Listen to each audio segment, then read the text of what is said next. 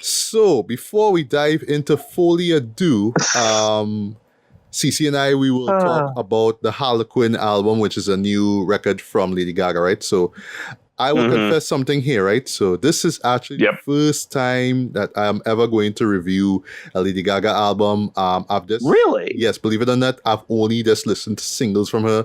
But I gotta know, like I'm more drawn to her as an actress because she was just one of those figures that I just always thought was just, oh, she's just a singer, Poker Face. You know, Poker Face was big in the 2000s. Yeah, it was. Right. But like the moment I saw her act, I think all right, so Star is Born or. Did you first see her in Star is Born? All right, that's what I was about to say. I think it was, A Star is Born was the first film that I saw her star in, right? And I should throw this out though, you know, the original one, or should say the second remake of it, you know, featured the late great Chris Christopherson, who passed away last week, right? Yeah, you know, R.I.P., right? R.I.P. R.I.P. But yeah, you know, I saw that once actually. The song itself, which names the title escapes me right now, stood out to me the most. I think it is the highlight of the whole film, and I think it won an Oscar as well too, right? So yeah, that was when I really like took notice of her, when she won an Oscar. And you're like, oh, yeah, when she did that great performance with the piano and at the Oscars, I was like, all right, well, yeah. But then I saw her. I didn't expect her to see it in this show, right? She was in a season of American Horror Story. I think it was Hotel.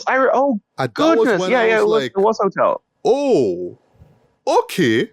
Because in my mind, I'm thinking Lady Gaga's just all music. It's just I have to play a singer, a musician. But in this case, it's like, all right, I'm in a horror series, like a really edgy, like American Horror Stories are very, very, very, very, very edgy, very envelope pushing horror show, and I really dig it for that, right? Oh yes.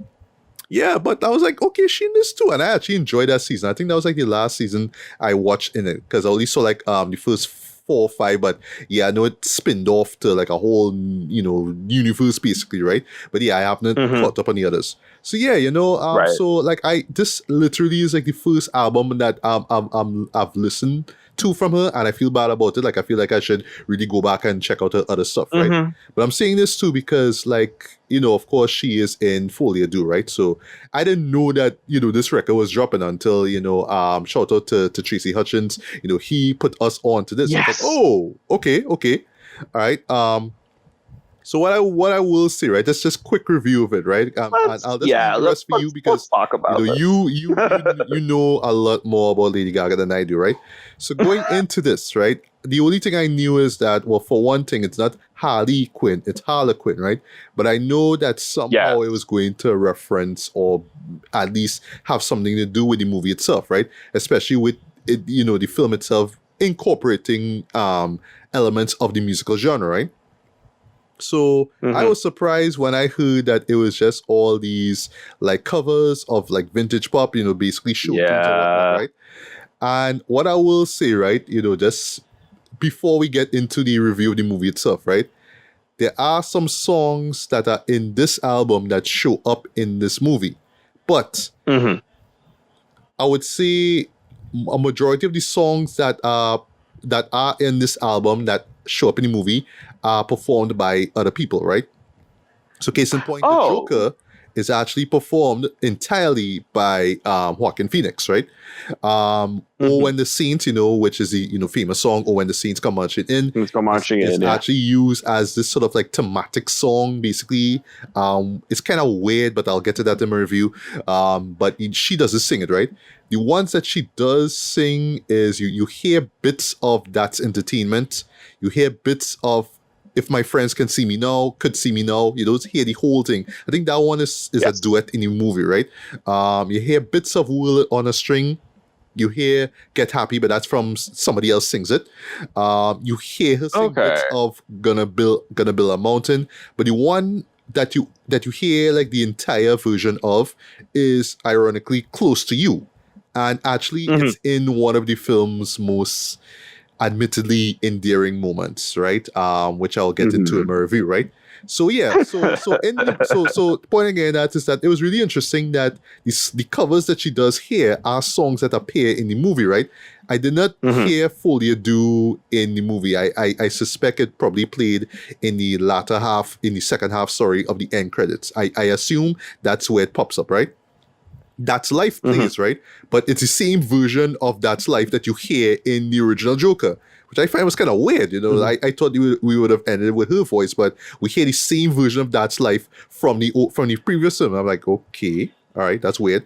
But anyway, that's the comparison that I'll make here, right? So what I think that she's going for here is just, okay, my character, as in Lady Gaga's character in this film, right, is in love with these old, you know, vintage pop songs, right? These songs from the 50s to like 70s, right? And she finds the character that is finds joy or finds hope or, you know, closure, if you will, in these songs, right? So I don't think that Gaga herself was entirely channeling the character of Quinzel, right? But I feel like that has part to do with, you know, the choice of songs here, right? Because yeah, you know, she just kind of goes at it like, you know what? These are the songs that I love, and I'm just going to go at them with so much heart and gusto, right? So in a sense, it's almost like you're listening to the character do these songs, you know, like just to herself, you know what I mean? Like this is how she would go about those songs if she had the opportunity to perform them on stage, right? Which goes into something that I did not like. Well, I should say a missed opportunity in the movie, but I'll get to that in my review, right? So, not surprising, Lady Gaga crushes it with these performances, right? I mean, she just puts her heart and soul into it as well. There's nothing cynical or, you know, mean-spirited about it. It's not done in it's all done, it's all genuine, it's all earnest, right? And I love that she's just having a blast with these songs, right? Also points to just the band though that she hired for this. I was also much into this boy. Wow, you know. Yeah, I was impressed. It's very much like Gaga is interesting because we think of her as very much like a, you know, cutting edge pop musician and someone who's, by her own words, been inspired very much by Madonna and David Bowie. But she's also been very connected for a lot of her career with jazz. Yes, and. Like, do we forget that she did an entire collaborative, like she did two duet albums with the late Tony Bennett. Yes. Tony Bennett, the late Tony Bennett. She has two collaborative like duet albums with the man. And I think that in that regard, Harley Quinn does, because like it's very much like she leans into the kind of big band jazz pop, you know, like it's very much like that. The production on this is I like the production on this quite a bit for that. Like it's got that big bombastic sound to it. As you can say, as you've already flagged, she's very genuine in her in the way she performs these tracks and everything. I don't think we mentioned this before. For those of you listening at home, I have not seen Joker 2. I have not seen Joker 2. I don't want to see Joker 2 because I am still in the minority of people that really disliked the first one. Really disliked that. Right. One of those, like, if you ever ask me what my thoughts are, that's a whole afternoon's worth of conversation. So I sat this one out. I was like, especially since, like, and I was a little curious, but then Todd Phillips said this really annoying thing where he said something like, I know. Like, take a shot every time you say Todd Phillips said a stupid thing. Where he said this thing where he was like, "Well, in this movie, I didn't want this to be like any other musical. I wanted the songs to be an extension of the way the characters were feeling and thinking." And I said, "So a musical." So a musical. Congratulations, you idiot! You run as fast as you can to stay in exactly the same place. Like, I love musicals. I grew up on musicals. I adore Sing in the Rain. I got into Bollywood at a very young age. Rodgers and Hammerstein when I was younger. Big musical person, big opera person. I just love great musicals. I've not seen a lot of them, but when they're done well, they're done well. And especially when they're conventional or they kind of do something a bit different, like say Atomic or I have Floyd, I love those. Yeah. I have a big soft spot for In the Heights that came out a couple of years ago. Like it's Right, no, yeah, that I, was I loved that film. Loved it. Yeah. yeah, great. Like if we're talking about unconventional, maybe not as much, but The recent Spielberg version? Oh, no, I- not West Side No. Story. This sorry, came out in sorry. 2020, Confusing. right? That was the New York set film. Oh gosh. Right. that one. Based on Lin-Manuel Miranda's musical. Yes. Right. Love that film. Yeah. Like I enjoyed that. I enjoyed that quite a bit. I'm curious about Spielberg's remake of West Side Story. I haven't checked it out yet because Right, again, I saw that. I thought that was great. I actually really okay. Yeah. But like the thing that really irritates me about discourse about musicals is it's a little bit like Western. People have an idea of what the genre is, and then they address that rather than what the genre actually is. So Todd Phillips saying like, "Oh, we didn't want this to be like a musical. I wanted the songs to be an extension of what the characters were thinking and thinking." And I'm like, "But that is a musical. Like, what do you think? What do you think a musical is?" Yeah. And I already saw Todd Phillips do this really cynical anti superhero movie with Joker, and so I didn't really want to see Todd Phillips do a really cynical anti-musical with Joker 2. So, but that being said, I am intrigued by Harlequin because again, I have a soft spot for Lady Gaga. I have not, admittedly, sat down to listen to one of her albums all the way through. I need to, but I am quite partial to her music. I'm quite a big fan of her persona as a musician, and I like Matthew's already flagged. Like I appreciate a lot of her forays into acting. I really think that like she stole the show, honestly, in A Star Is Born for me, like quite easily. Like and then Bradley Cooper is not giving a bad performance in that movie, but that's kind of Gaga's. But, I mean, Gaga. It was Gaga's film. It was Gaga's. It's Gaga's movie. It's Gaga's movie. When I think about like that one conversation between her and Sam Elliott near the end of the movie, I'm like, this is kind of the whole film right here. Like this is the meat and potatoes of this movie right here. So when I heard she was putting out her own album for the movie, I was confused because like at first I was like, oh, okay. I mean, I knew this movie was a musical, so it's a little weird that she's putting it out as a Lady Gaga album. So you can imagine how even more confused I was when separately they released the film soundtrack. And I feel like that's what I'm coming back to with this album. I'm not sure artistically what the purpose of this album is. If this is just Lady Gaga doing a big band jazz album, okay, that's great. But at the same time, I'm not quite sure in that context, like isolated without the movie attached to it, why it's like, I don't know why it's called Harlequin, and I don't know why some of the lyrics of these songs are slightly rewritten to make them more to like tie into the movie, because I'm assuming these are movie versions of these songs, not the original songs. Like I listening to them, I was like, I love Singing in the Rain. I've heard Good Morning all the time. This is a slightly tweaked version of Good Morning. So if this is meant to be a standalone project, I am not like, it doesn't quite achieve that because it's trying to evoke the movie.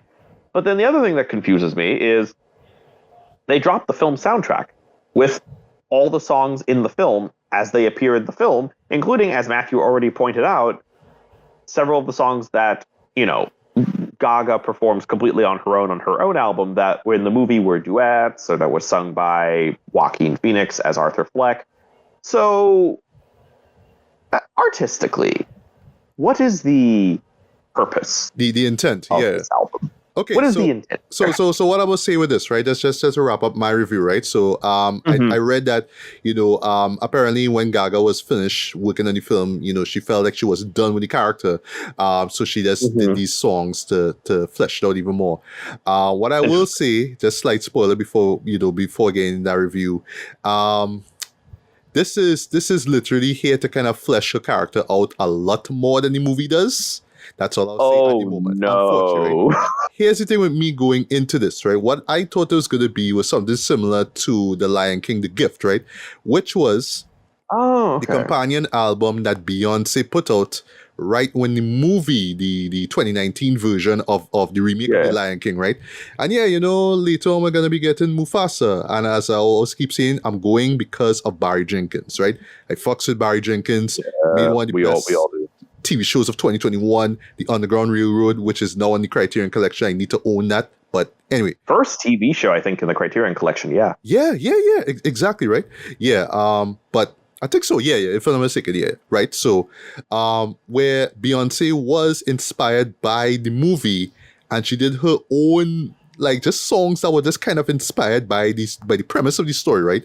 And she also had that song Spirit, which made it into the movie itself, right?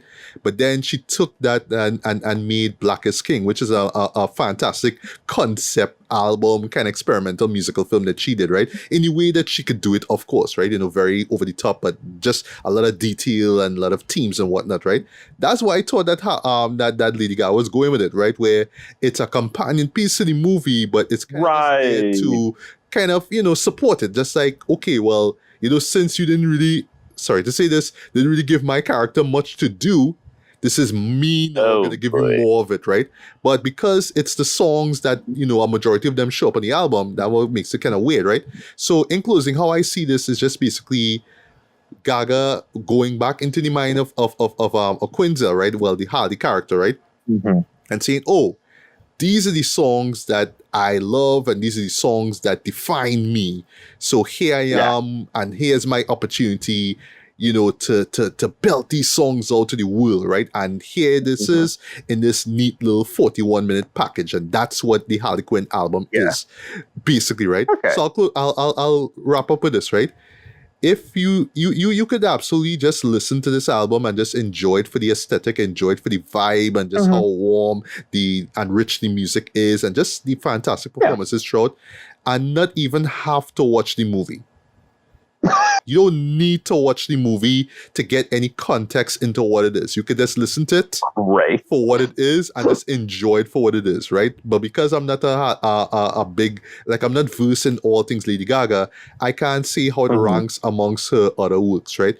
But I'll say if you just want to hear her sing some show tunes and, it just, it just kind of puts you in a mood, something that you just pop on a Sunday morning or night to just relax to or vibe out to. Put this on. It won't hurt, right? Yeah. You really absolutely don't need to think about it in context to the album, to the movie. I did that. Like, I was watching the movie and thinking about the record. I was like, no, it don't even matter because it's two separate things. It's just the songs are the same, but they have nothing to do with the album, unfortunately, right? But again, I just see it as, Gaga saying, oh, because you didn't give me much to do, here's my album. Boom, here you go, right? So if I could just rate this, 3.5 out of 5. I think it's worth listening. Right? You don't have to be not a Gaga fan at all, but if you just familiar with those songs, you just want to hear them remade, it works, right? And I will, and I'll say for people like myself that like big band jazz and older pop and show tunes, I can say if you've been on the fence while listening to this, it's pretty good. Gaga doesn't. I think that a thing that tires out a lot of us is we kind of get used to these kind of edgy, kind of cynical reworkings of these tunes because, especially for trailers. Yes. Oh my God. Another whole afternoon rant is the way Deo is used in the Beetlejuice 2 teaser. Like I am so mad. It's kind of annoying, but I get it, right? Especially when you hear it in theaters and it just sounds so loud and it's just like that boom, boom. Yeah. Boom. But then when it's like, why do? Here's the problem. Why are you making Dio dramatic? Why? When it's a pop-up ad on your YouTube and you hear over and over, daylight come and me. No, please stop. Yeah, please stop. But no, for those of us who like a lot of these tunes, I'm like, no, it's not really it's not a cynical album. No, it's not a cynical. It's very earnest. It's very earnest. It's not an edgy reworking, and there's clearly a reverence. Again, this is the same Lady Gaga who has those two lovely collaborative albums with Tony Bennett. So like just remember, like, bear that in mind. Like this I would recommend, like, obviously this isn't any kind of best album of the year material, but it's fun. It's a vibe, as the good Sir Tracy would say. Yes. And I could see, her younger fans being like, oh, those songs are great. I should watch those films. Like, that's entertainment. Or I should seek out the original covers or the original version, and check those out too, right? So yeah, this is a nice record. It's a nice record. I can't be mad at this, right? Nice record. Yeah. But there are things you can be mad at. Yes. There are. So let's finally jump into Joker Folie, right? So we will get spoilery, but not too spoilery, because believe it or not, while this easily could be another episode of Matthew, you put in real energy into this play. It could be one of those episodes. You should put energy to this one. No, I do. Please. I do, but I don't want to spend too long on this, right? But there's some things that I need to address. I need to address this, right? So I will start with this, right? And Ricardo, if you don't mind, you could do like a synopsis, right? So, sure. 2019's Joker, right? Yes. Here's the thing. I understand why people don't like that film, why they hate it, right? Thank you. I loved it when I first saw it. I put it up there as one of the best films of the past decade. I rewatched it the day before watching Folie, and I still hold on to that statement, right? But for me, why I love it so much, though, is that is how it's basically, yes, it's doing a psychological thriller take on a comic book villain. That's what it is, right? Yes, it is drawing a lot from 70s films like Death Wish and Straw Dogs and stuff like Taxi Driver. That's what it's going for. I get that, right? The whole bleak nihilistic view of society and all that kind of stuff, right? That's what it's going for. I understand, right? Why I love it, though, is how you see this character who is a flat-out narcissist, right? Becoming the figure of Joker, right? But because he has been seeking attention from the start of the film, right? And he kind of gets it, ironically, at the very end, right? After shooting Robert De Niro's character, Maury Franklin, right, during his talk show, right? He didn't want to be a figurehead, to the downtrodden of Gotham, right? But he kind of becomes that, right? And he just kind of becomes a figure, right? He becomes the Joker figure, right? But what I love about the film is the whole idea of all these people who just looking for reasons to be angry at society and just want to lash out and riot and whatnot, right? Then you have that one guy who just up on the side, here's what, Thomas Wayne, I see you coming out of that theater. Right. I'm going to shoot you down. I'm going to shoot your wife down. So in other words, right, I know a lot of people went into this and saying, but this is not the Joker that I know. This is not the Dark Knight Joker. But no, it's a Joker that, because of what he did with shooting that talk show host, he become a symbol for other psychopathic people in Gotham. He spark off the whole. Right, the canister that was, exactly, right. Gunpowder. Right. Yeah, so if you like want to hold on to your Jack Nicholson Joker or your Heath Ledger Joker, you could clearly say that, Arthur Fleck was the one who kind of inspired them. That's the whole point of that final sequence with the riot and all that kind of stuff and all that. That's the point again, right? But the ironic thing about it is that he didn't want to be that. He just wanted to be a comedian that wanted to make everybody laugh. But because he was just so full of himself, it's just like, that's not enough. I just need to kill people because you don't understand me and you're laughing at me in the wrong way and all that kind of stuff, right? So yes, you're not supposed to like Arthur Fleck at all. But because it puts you in the character's head for so much, you could understand his twisted logic, though. But again, is the mere fact that he becomes the figure, the icon of Joker, and other people kind of spring off of that now, and they could become their own Jokers in their own weird way, twisted way. That's what I loved about the film, right? So you don't have to think too much about if it connects to this film or to this comic book. It's what he represents, right? That's what it is, right? But I also love too that the show had the balls to basically say, we're gonna take a comic book villain, Dread, and we're gonna just take this really bleak, nihilistic, viewpoint of the world, and we're just gonna frame it together. And somehow it just worked for me. It just clicked with me, right? Again, showing me a character that I'm not supposed to like, right? Joaquin Phoenix, of course, he just killed it in this role, right? He was great in this, right?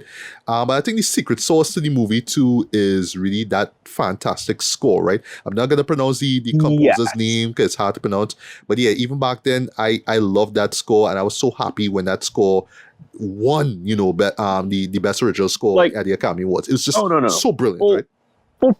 Full transparency, as someone who does not like the Joker, and I even kind of think like Joaquin Phoenix's performance is overrated. I actually cannot. I have nothing bad to say. I'm in the camp that thinks he won for You Were Never Really Here. Oh yeah. That's how I think about that. Which came out before, where he was a little right, but it had a similar kind of conceit, really similar dark conceit. It was kind of like it's like that. That's how I look at it. One of those cases of we're not giving you the award for this film, we're giving it because we should have given you an award by now. Or for earlier role they should have got like Denzel and Harlequin in my humble opinion. You're right. Full disclosure, I'm also coming off. I'm not in a great place with Joaquin Phoenix right now, having also seen Ridley Scott's Napoleon and being frustrated. That was a mess. All I will say is the director's cut supposed to be better. All I will say, the director's cut is out right now, and I kind of don't have the will to watch it though because of how much I don't either. the theatrical cut of Napoleon was. So here's the thing, really, if it's one person who's got extra chance when it comes to director's cuts, is Ridley Scott, because we call Kingdom of Heaven anybody. Heaven, yep. Okay, The Kingdom of Heaven director's cut is a completely different movie. It's like you take something that like feels like kind of a weird kind of misplaced medieval action film, and you suddenly turn it into this sweeping historical epic with all kinds of complicated ideas about, I don't know, like identity and like religion and like inheritance and all kinds of wild shit. Like I love the man. This is what I mean. Like there was an excellent piece written about Joaquin Phoenix's performance in Napoleon that was kind of like, the problem with the performance is that Joaquin Phoenix's shtick as an actor is starting to feel just a little bit old. It went on people. Yes, I know exactly what you're talking about. Agreed. Yeah. It's a little bit like as an actor, he's kind of falling into certain cliches. Like we were talking about Nicolas Cage earlier.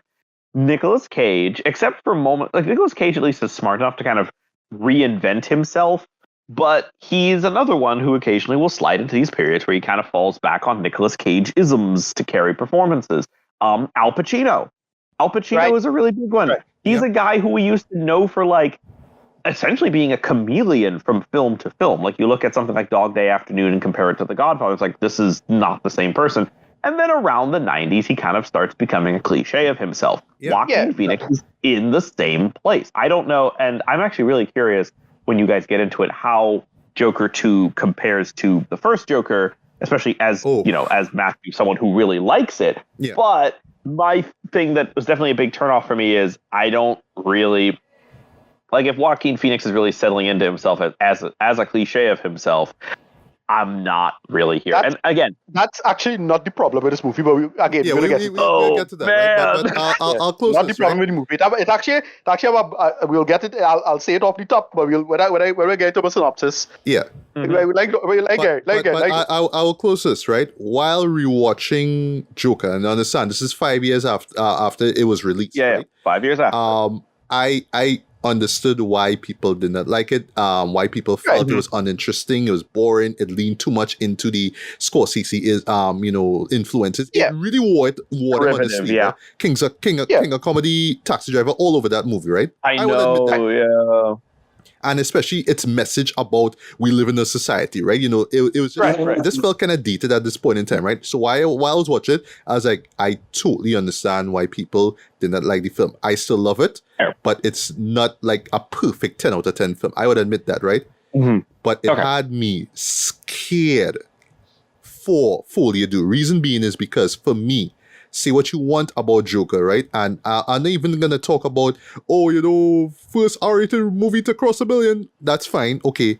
But I felt the bar was set as far as comic book movies go with this, right? Just saying, okay, we're going to try something a little bit different here, right? We're not going to stick with the traditional superhero template. Let's go for realistic, like way more realistic than Nolan's Dark Knight trilogy was. Let's go really, really real, right? And see what happens, right? Right. And yeah, it still blows my mind how that movie even got away with what it did, right? But again, it just had me scared for what to expect with Folie do. But yeah, Ricardo, before you jump into synopsis, and yes, Cissy, you will be on board even though you have not seen Folie do, right?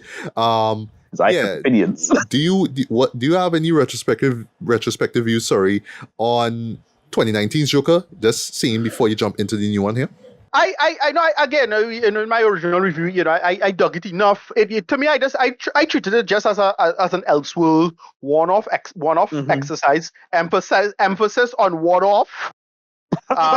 Right, but one-off, please. And, a one-off. Right. And sorry to cut you this, Ricardo, but yeah, Cissy, if you actually like consider, if you were to just look at the first Joker as a one-off film, you'd be like, okay, I don't like it, but it's a one-off show. All right, okay, right. Okay, moving on. Let's move on. It's a very self-contained movie. Right. Yes. Well, here's the thing. There's something in this I felt should have, like, if you, we'll talk about it. But there's something in this that I felt could have been a thing in the last one. Maybe we'll talk about it. Anyway, yeah. But how I felt about it is like, all right, what I felt what I thought it could potentially do is lean into the DC Black material now, where you combine some famous filmmakers' aesthetics with a DC comic character. Like in my head, I was like, all right, well, if you have Scorsese's Joker, we could get something like Coen Brothers Luthor or Altman Lois Lane or Michael Mann Catwoman or something like that, right?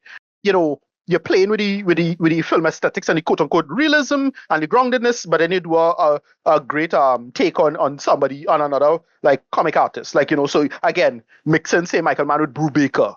That's what I was thinking about. Mm-hmm. That's what I thought we would probably get going forward, right? Maybe kind of more of an anthology approach. Exactly. That's what I was thinking. Okay. I was like, oh well, you make a series of movies like this. They're not connected or anything like that. Just a style, a character. Good character work, a style. And the reason why I think, I'm completely validated in this position because they're doing it right now with the Penguin. Right? They're nailing it right now. They're nailing it. Right? With Penguin, it's basically Sopranos, but the fucking Penguin. That's right. And it works. Yes. It's totally working. Right? So that was always my attitude. But so it's like, none of these stories need a part two necessarily. It's not that it can't have a part two, it have anything necessarily like some hard iron law that's to say that you shouldn't have a part two. But Joker in particular did not need a part two, right? I think the first thing that I was thinking about it. Anyway, so surprised the first film, when they announced the first film was, and the first film was clearly kind of here's the first thing with the first film. The first film is like, is the very contrived tapping into the energy of something that's just not there, but people think it's there. So like it had all these back in 2019. Well, with all these incels on the internet. And and it made it this big dumb culture war thing that clearly Warner Brothers tap into as a corporate entity. Oh, they did. I'm totally exploited. So you had all these people who like, wait, boy, the Joker gonna, be the voice of the incel or some fucking bullshit like that. Yeah. And it's like, oh no, I just watching this and it's like, no, this is the most astroturf fake fucking bullshit ever. Sorry, but I watched the movie. I liked it for what it was. Again. I liked it for what it was. And it was in and out for me. And I was like, and then I see it make $1 billion. And like, well, that's not that surprise because again, a big corporate push for a very popular character. Let's be clear, Batman super popular, arguably the most popular comic book character. His most famous villain get a centralized movie that had nothing necessarily to do with Batman. So it's like, all right, well, yeah, it's not a surprise that they make a thing. But you have all these morons who trying to astroturf you into thinking, wait, boy, this is some real deep, smart shit, boy. Look what he's trying to say now. It's really not. Bro, I'm above the age of 15. I'm sorry. That bullshit don't work on me. Like, you can't be effing serious. However, I enjoyed it. Right? I think I enjoyed it for go back and watch the whole review. I didn't really listen to the review. But yeah, I dug it for what it was. So that's that. And I was like, and then when I heard it again, a sequel, like, all right, well, I mean, it make money, so yeah, the studio obviously learned all the wrong lessons from this stuff, and instead of greenlighting other projects like it, they greenlight a direct sequel to it, which is stupid. Right? Sorry to say it. Yes. whatever. I enjoyed the first movie. I dug it for it was it got into the most insulting version of the culture war. Like, listen, culture war not bad, but this was like a real fucking low point in terms of like the level of stupidity and intelligence involved, and all of the morons who defend this in that way. But whatever, it make an Oscar again. You know, the acting was great. Like everybody involved was great. I enjoy everybody who was in the movie, and I really like Joaquin Phoenix in the role. It was solid for what it was. But just the culture around it just was so ridiculous, and the discourse around it was a real low point for film culture, in my humble opinion. Like, and this is after Last Jedi. Correct. Last Jedi, and after Snyder Cut. This is well, it wasn't after Snyder Cut, it was before Snyder Cut, but it was around that time, that same level of bullshit. Like, who the fuck are here, dude? Like, who's these idiots, dude? What's going on here, dude? Whatever. Moving on. I dug it. It won its awards. It did what it did do. Nothing's truly surprising there. But it was like solid outing for me. So I just want to we could get into this movie now, right? Or Cissy had a recap. Oh no, I didn't have. Well. Actually, you could do the synopsis one time. Sure. I didn't have any. I didn't have any particular other insights to add. I mean, you're completely correct. The discourse surrounding Joker was kind of a low point, and I think it's very. I give it credit for kind of being baby's first movie about something, if that makes sense. Like, it's what you mean when like I appreciate. It's what you were saying about I'm over the age of 15, like it's the kind of movie where it's a gateway to more interesting things. Yeah. Yeah, my thing is like, bro, we could talk about Mega Mind, like guys, what the fuck? Like, whatever. Anyway, this one is it's a direct follow-up. So it's 2 years after the events of the first Joker. Joker's on record. Well, he's on record, but he's stated as to killing 5 people. He's in prison for this right now, and basically the whole thing is surrounding his trial and the public hoopla over that trial and what's going on there. And his lawyer basically wants to sell the case of effectively plead insanity by making the case that it's a different personality. So out of like it's one person and Joker is another person. And she get all kind of psychologist. She gets psychologists to come through to make this the case. She been following the case. She helping him out and making that. And then they do that, and the case started building over time with respect to that and the public discourse. And then you have to have interviews and making people look bad, but he kind of keeping his head down and keeping it cool. And basically, what we get is it's a prison movie. So it actually in many ways very reminiscent of Shawshank Redemption in some ways. Okay. I get that vibe, a little Shawshanky vibe, especially involving one character. What's his name, boy? Famous Scottish. You're talking about Brendan.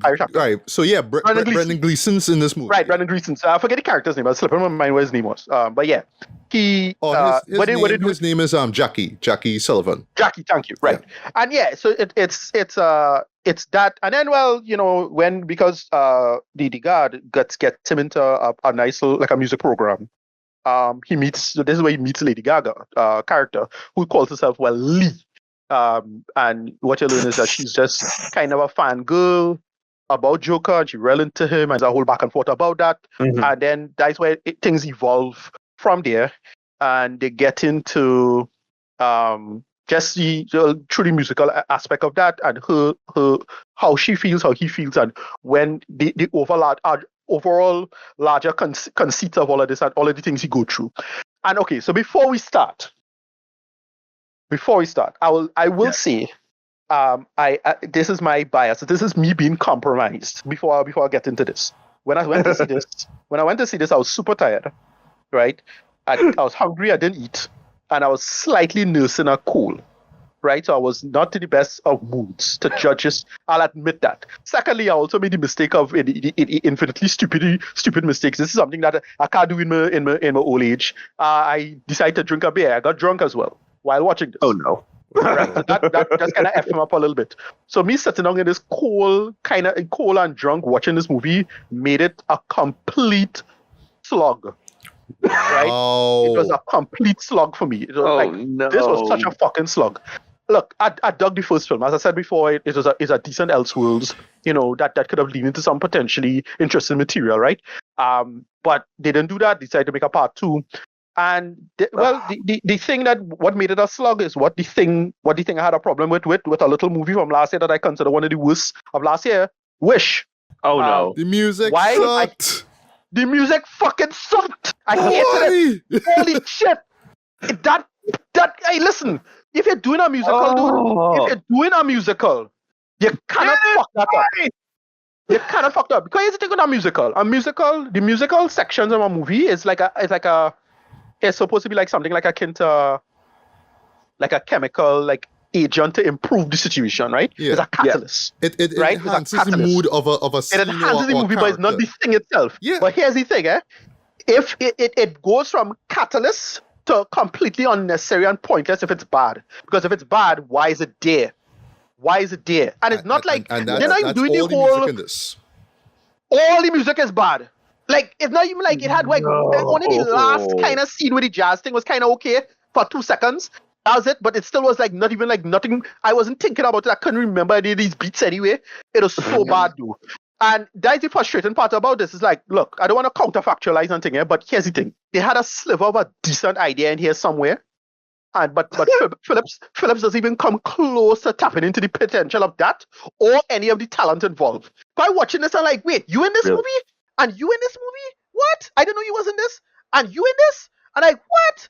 I'm like, well, where you get all this talent and they just waste it though. And not only that, because it's such bad music. Look, I don't know how to change this. Here's my thing. Like, I felt if anything, somebody like Damon Chazelle could have probably make this work. Like, if you want to try to do something like this, get music. You had to get the music right. Regardless if you feel about Damon Chazelle as a filmmaker. He bats better than more. He only have one kind of bad movie for me, but all of his movies are great. And it's because the music is great in 2 of those. Right? That's why. He nails the aspect of it and makes it work and edits it into the conceit. And this is just like, well, it's just a one boring musical number after the other. Terrible musical number after the other. That is a huge sin. Boring and uninspired musical numbers.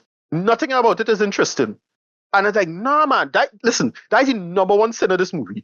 If you had to take that out and you just make the same movie without the musical numbers, it would still be an uninspired kind of weak sequel. And I'll admit that. Like, it still doesn't work. But that really pulls it down, Joe. Holy shit. Because it's just these long, terrible musical numbers, do.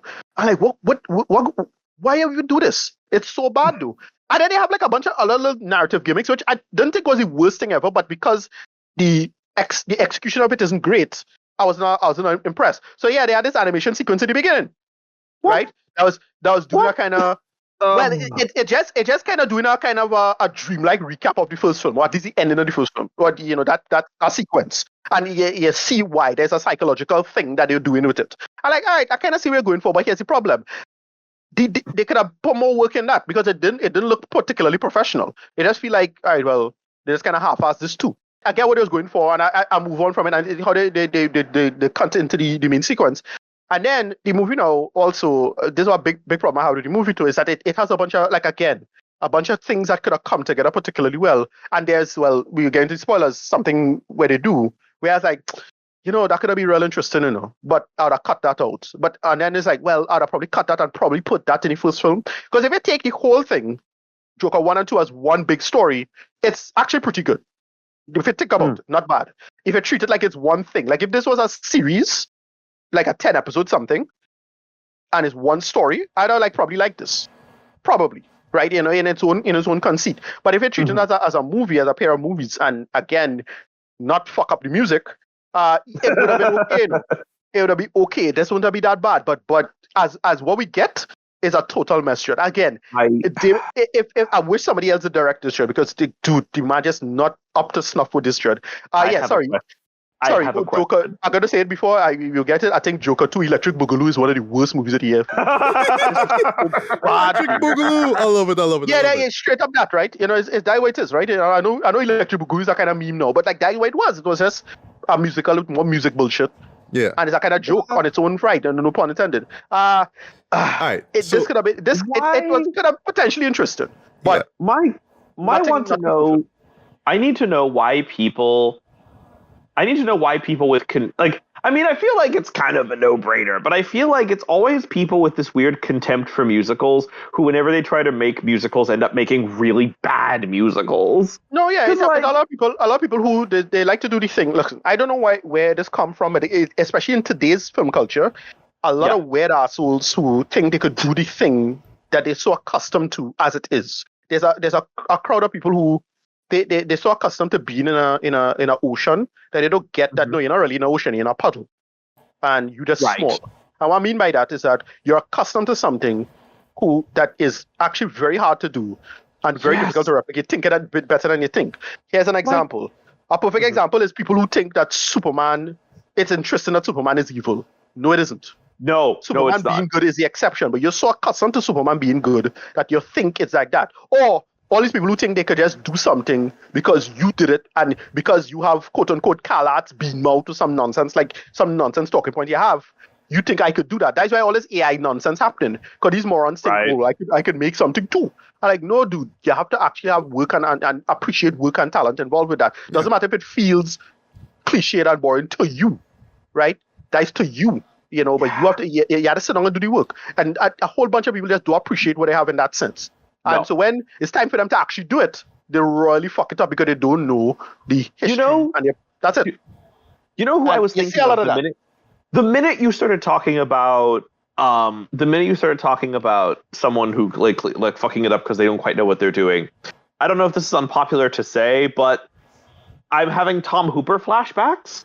Right. Like I like Cats Les Mis. Like I am having Tom Hooper flashbacks as you're talking about this. Right. Like no, but damn. Who is this is the problem. I think Phillips is like that as a director. I think he's one of these directors. Wow. Who, I think he's a guy who not that fucking talented. He never was.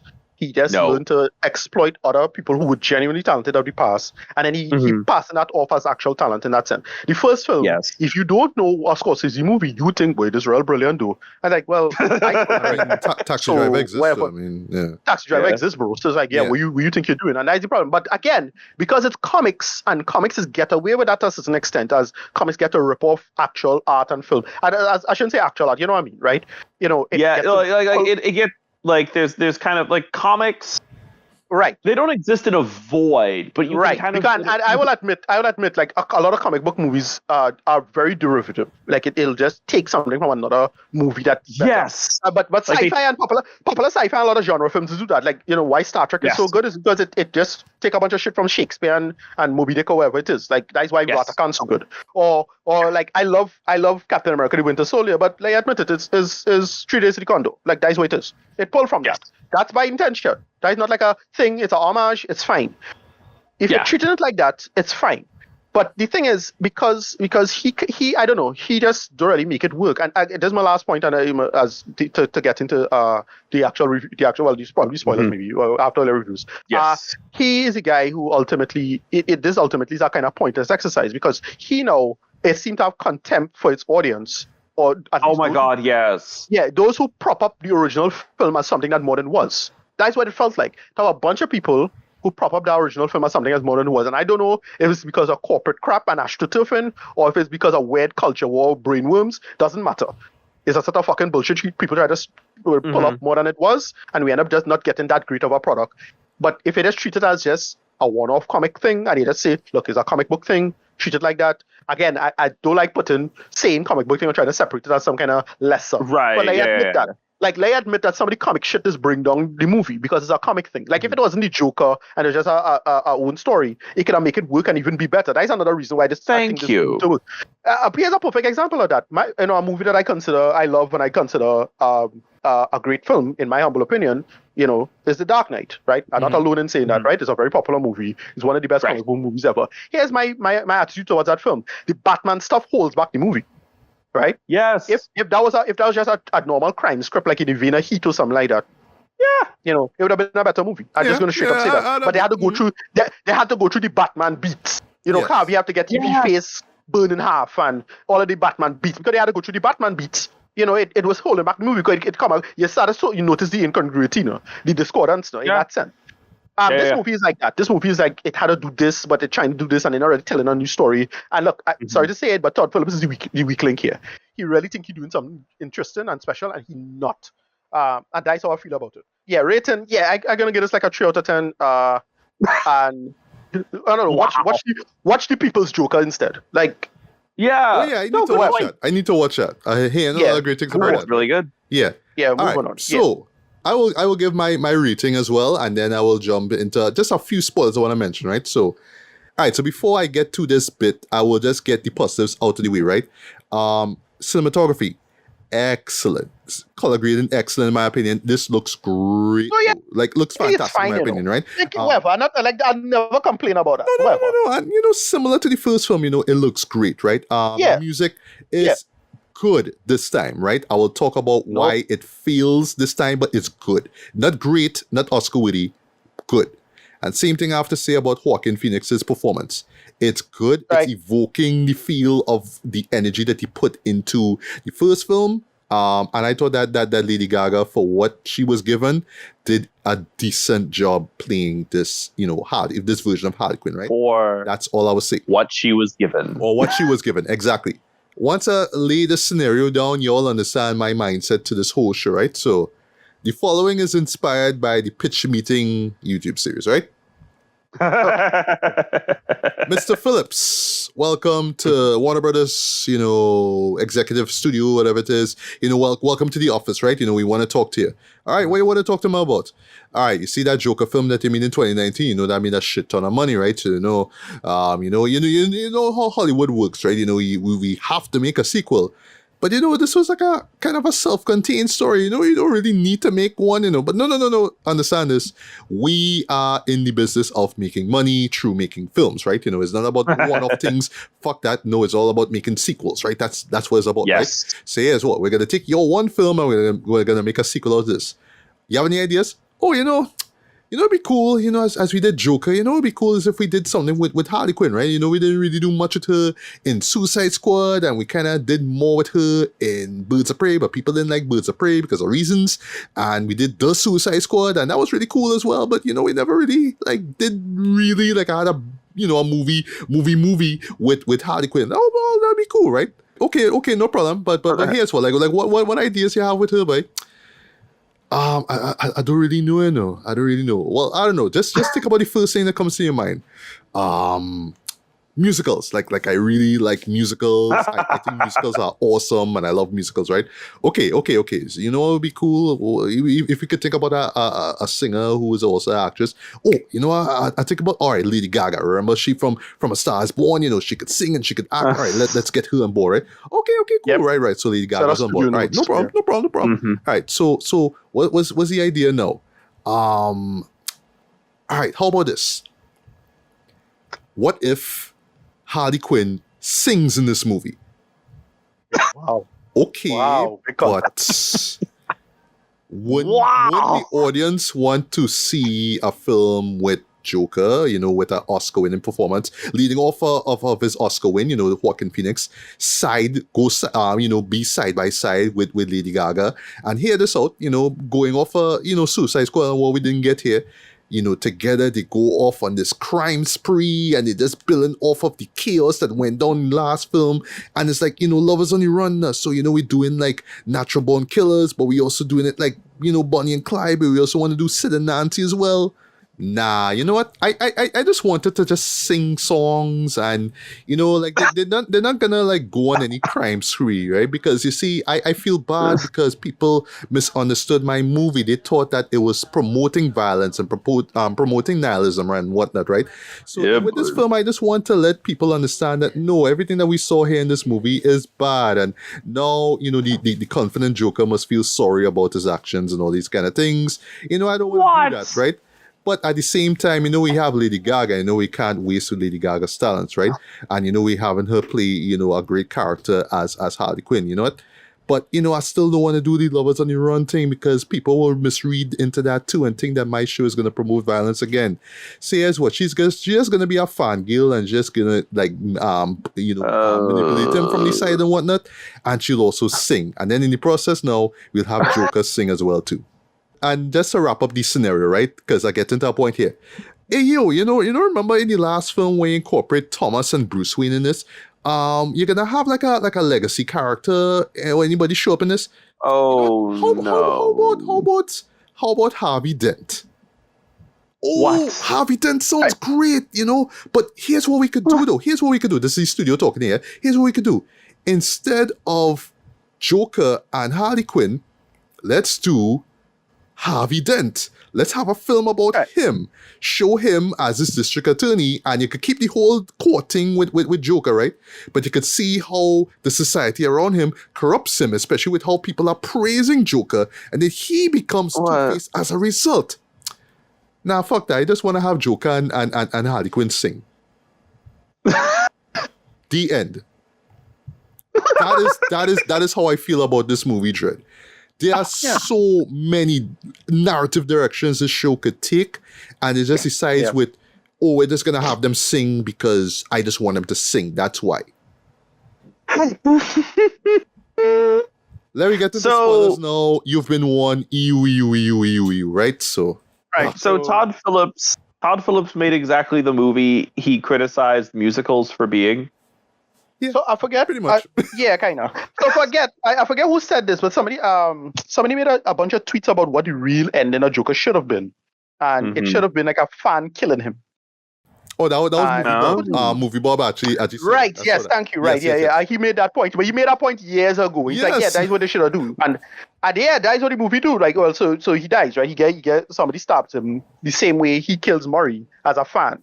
Because he's a fan. Yes. But even that in terms of execution was terrible. Look, I thought they could have, like, the two guys who grabbed him from the courthouse. Remember, so the courthouse, somebody plant a car bomb next to the courthouse right when he was getting sentenced on the sentencing. Because, like, they expect him to lose the trial. And, he loses the trial because he represents himself.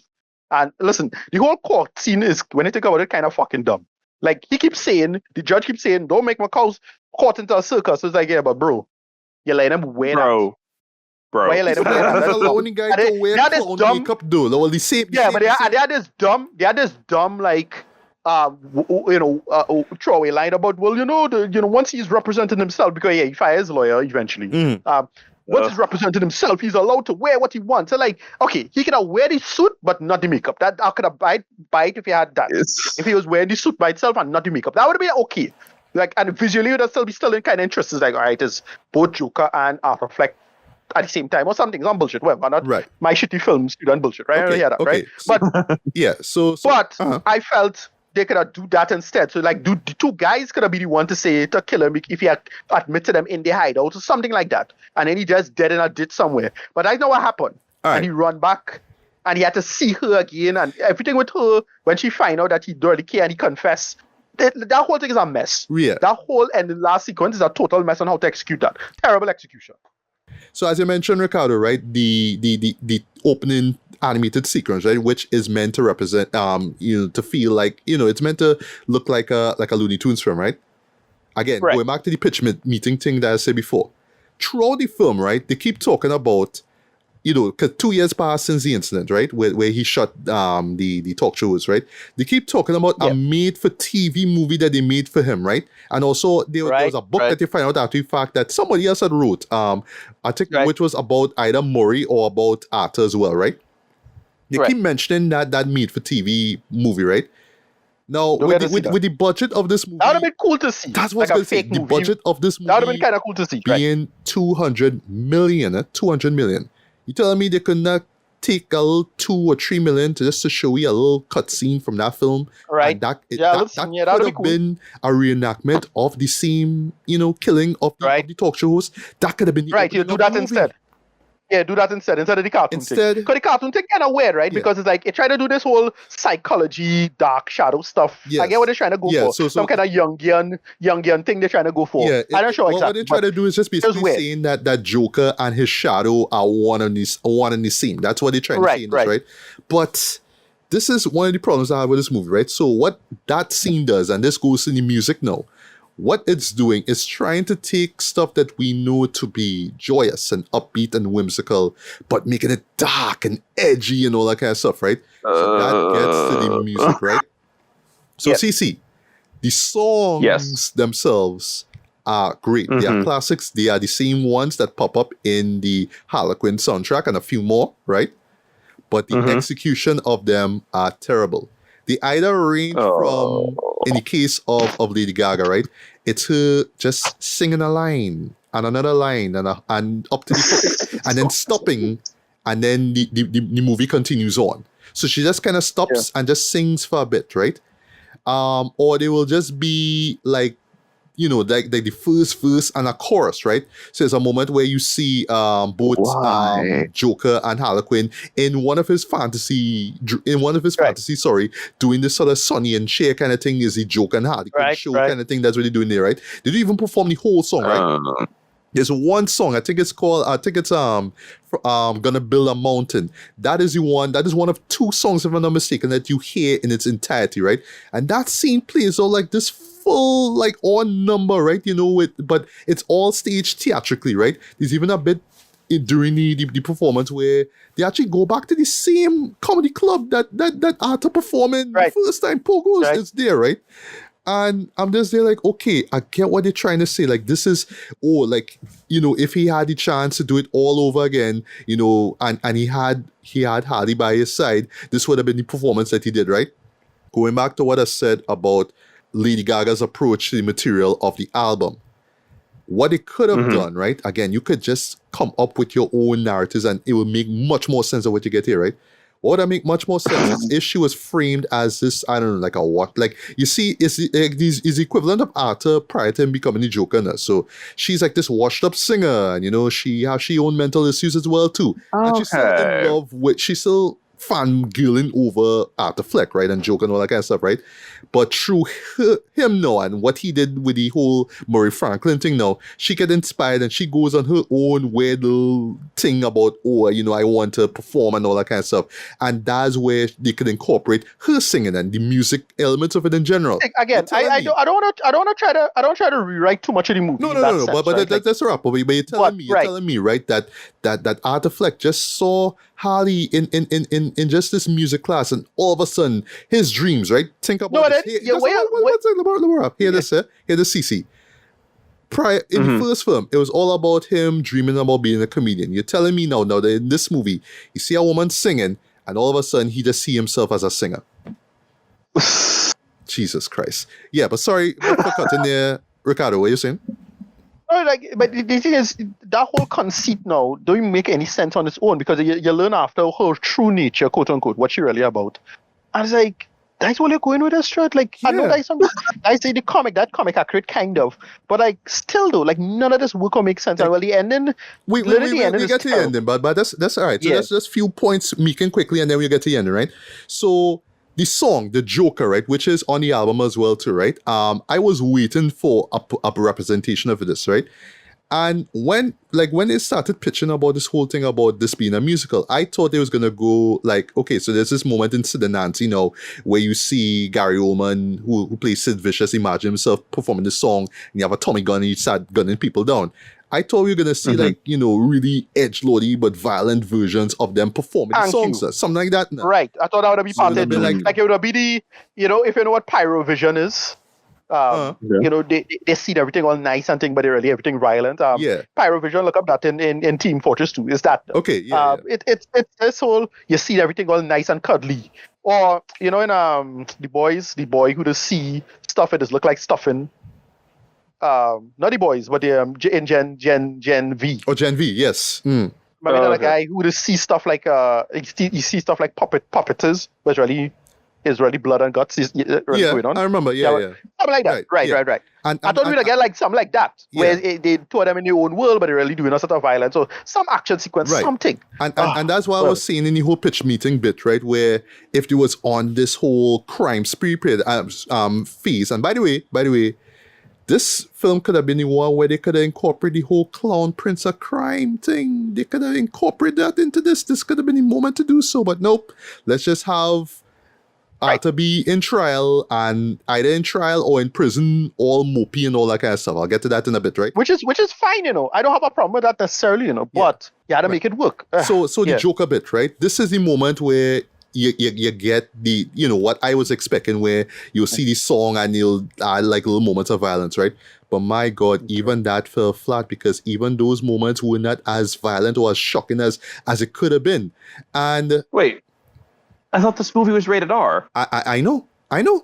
here's a moment where you could have capitalized on the whole thing that you did before with the whole animation bit. But you say, no, let me just make it as tame as possible. So you have a moment where, Joker hit a guy or shoot a guy, and then you see it in the trailer, he take the gavel and hit the judge and beat him a few times.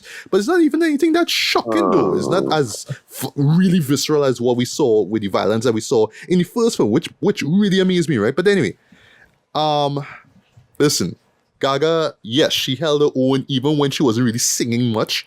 What I would give her credit though, like when she does the Close to You rendition, that was great. That's where you see her, in talking to Arthur who's locked up, and that's where you see she takes the lipstick and do the smile, right? That's where it comes from. Right. Nice moment. I actually like that. That was nice, and how she sing it was nice, right?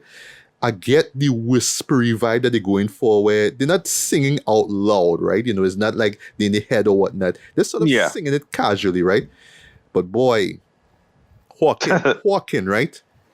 Yeah. They try to do that with he, and like when he's singing, right? It just doesn't work. I'm not saying that he should be overly theatrical with every performance, right? But he's trying to do the whispery thing, but it just makes him sound like he just can't sing. That's what it sounds. And it sounds even worse when he gets to show off now in that same Joker sequence. Even when everything is all over the top now, he still sounds bad. I'm sorry.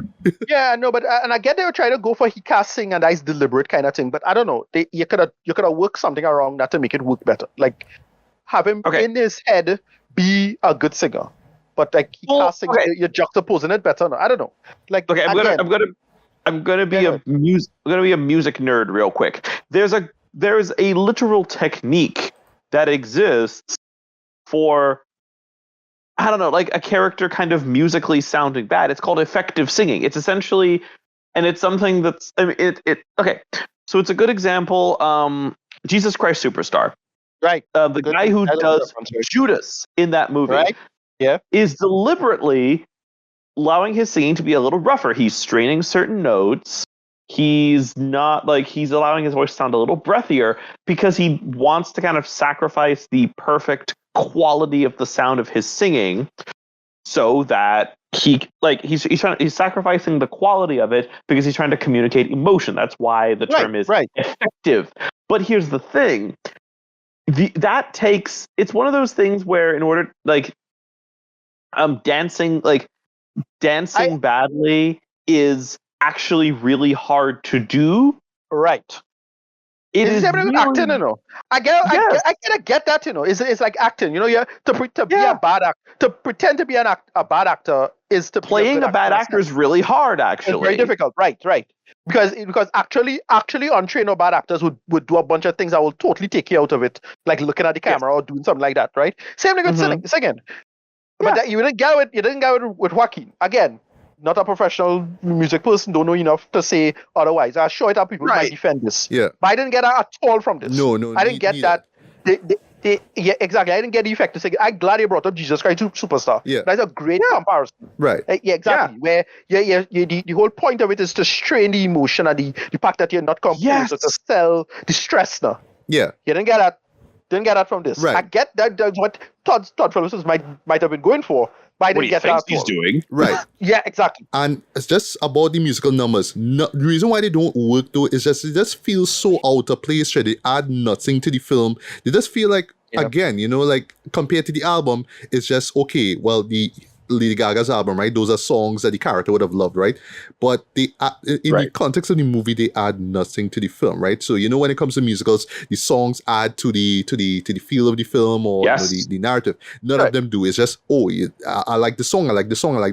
Let's just put them here. So here's the thing, I thought we'd get so I saw the trailer, so I know they was going to go into these big numbers, but I felt if it was just doing the singing under your voice thing and just to do that for 2 seconds, and that's how it was going to go.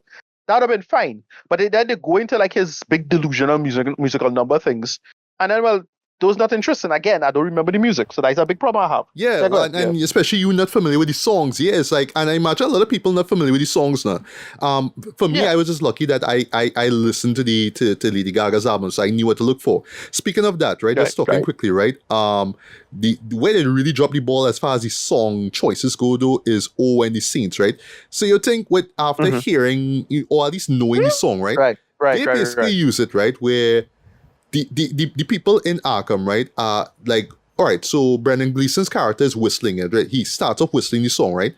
For some odd reason, it's not really clear how it happens. Eventually, it becomes representative of the abuse that Art is going through. So when they get mad at the guards now, everybody, all the prisoners, they start dancing and singing. Oh, and the saints come marching in. But listen to me, it's not like Arthur referenced it. It's not like Arthur sung it in the movie. All of a sudden, that song become the anthem of Arthur. How? I don't know. And then they do a side plot. They do a side plot with the guy who's the other the friend name the guards apparently killed. We don't see it. We don't see it. Yeah. But apparently this guy dies. They don't make a thing out of it. I thought he was going to be the one to kill Arthur. You know, with the thing. I know I was expecting that at some point. Like, the big twist might be he go kill Arthur for some other reason, or maybe not. We're not sure.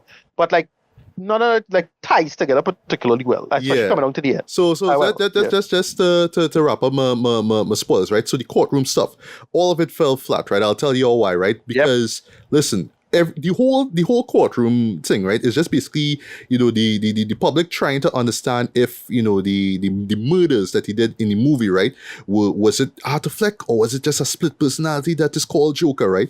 But here's the thing, right? Here's where Todd Phillips don't understand, right? Because the first film put us in Arthur's head and we were following him throughout the entirety of the film. We were seeing the world through his eyes. We did see him murder these people. So you coming now and saying, and hearing people saying, maybe it was a split personality after all. No. Because in the previous film, they made it perfectly clear that Arthur Fleck and Joker is the same damn person. So why we having all this drawn out conversations about, was it Arthur and blah? Like, no, he did it. Or you could come and say, well, it was a split. Like, all right, I'll put it like this, right? Ken Leung, I didn't expect him to be this. I find it so funny because he was in Dark Knight, right? Man called out 4 conditions, like mental health conditions, right? That he suspect that Arthur was suffering from. I'm like, yes, all 4 of them check out. That's exactly what he had in the first film. And that's correct. The problem with that is that you have too much. It's because we already know he had the audio, but they didn't even do the impacts of Arthur's scene because like it only had one character that was kind of interesting. That is what I forget the character's name, but the short fella. Yeah. Well, he was the one who survived when he friend ended up getting killed. Yes, exactly. So that I thought was okay because it's like, all right, what I felt could have worked is if you deal with the impacts of Arthur's actions and Arthur now emotionally having to come to terms with that. No, they didn't do that. Like they do it once with one character. They talk about the part with the mother. Well, with the quote-unquote mother, because remember there's a whole back and forth about that. And then they bring back everybody from the first film who we killed. We thought, remember that was an illusion too, because we thought he killed that woman. But she's alive and fine, apparently. That's the psychiatrist and anything. Because remember, he had the blood steps at the end. Nope, not really. What we call she's Zazie Beetz' character. All right. She come and gone. We get why. But again, the scene is all the courtroom stuff is so flat. You don't really care about any of this because, well, she disappeared and then she come back. They don't do anything with that in any interesting way because, like, remember the whole twist that twist with her, she didn't know him at all. Yeah. Okay. Yeah. But I felt from Arthur's perspective, they could have played with that. Right. Do something there. Yeah. Because, like, remember, Gaga, like, wait, was he obsessed with her? So how Gaga feel about that? Let's make one moment to that. And then that's it. And then, well, the ending with Arthur, quote-unquote, confessing, and then Gaga leave him. Yeah. And because they do nothing with Gaga, they only tell us, right? There's a lot of telling, because the lawyer was like, no, well, she's a bullshitter. Why do you believe she? She's a rich girl who just kind of off-she-rocker. I'm like, well, let me see that. Like, show that. But show me! Yeah. But everything's supposed to be from Arthur's perspective. That's not interesting either. So, like, you didn't get a sense of doubt from Arthur in that way. That's like, all right, well, he talking to her, but then she believe him, and then he believe her. All right. Yeah. I mean, it was just weird. Again, but sliver of a good idea, I thought about a sliver of a handful of good ideas in this, but it just don't stitch together. And again, last point, Phillips is the problem. He just didn't want to make this. Like, it almost felt like he didn't want to make this. Look, you know where you see it, you know where you really see that Todd Phillips didn't really want to make this?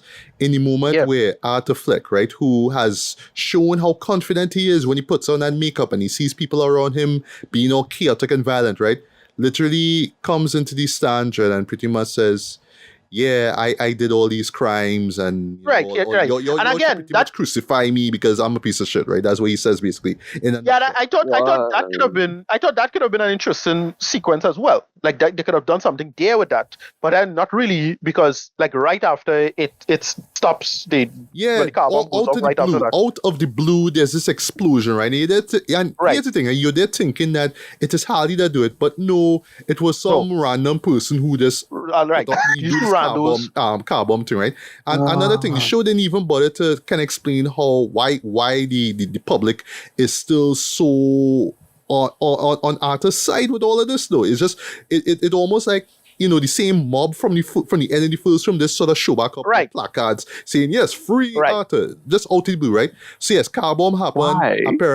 Apparently because it's Todd Phillips, right? So apparently in the process, this is where Harvey become Two-Face, because apparently like his face got scarred. Like I ignore that shit completely. Really? Because I was like, I don't know. Really? You see that? I was like, you not fucking decent. Go and do that shit now, right? Really, bro? Cut the shit out. Really? Shoot that to the head. No. Take Stop that idea that you have out back and shoot it down. I do not want to hear. I don't want to hear any continuity in this universe again. Eh? Thank you. Yes. And then potentially this was potentially interesting when the guys took him. I was thinking, oh right, well, they're gonna do something here. Where should go and go? I kind of interested. And then no, he run away. He don't want to accept this. Yeah. And like, all right. Yeah. You're doing something kind of interesting. These two Joker fans take him in a car, just taking him to safety. And I like that it was a long take, and that was cool and everything. But then halfway he does decide, you know what, I jumping out. And that's where you get the scene where he's running, and then the other two Jokers follow him, and then the police car hit one of them. That's where you get that scene from, right?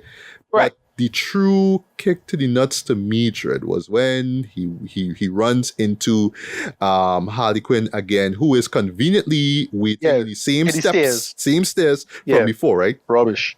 And she tells him, basically in a nutshell, that she was in love with the image of Joker and not the Arthur Fleck, who kind of confesses that this is not who he really is supposed to be. And she just pretty much say, I done with you. I don't like you anymore. Yeah. I thought this resolution was terrible. And then they had the goal, right? They had the goal to have her singing parts of that entertainment, right? And then, Arthur's like, come on, stop singing, talk to me. They're real trying to play as dramatic. It's like, no. This was pretty bad. Yeah. So the ending now is just Arthur returning to Arkham because, he's found guilty. So he's all alone now and all morose and all that kind of stuff, right? And they was hinting at this guy, this one psychotic kind of prisoner, right, who kind of fanboying over him as well, right?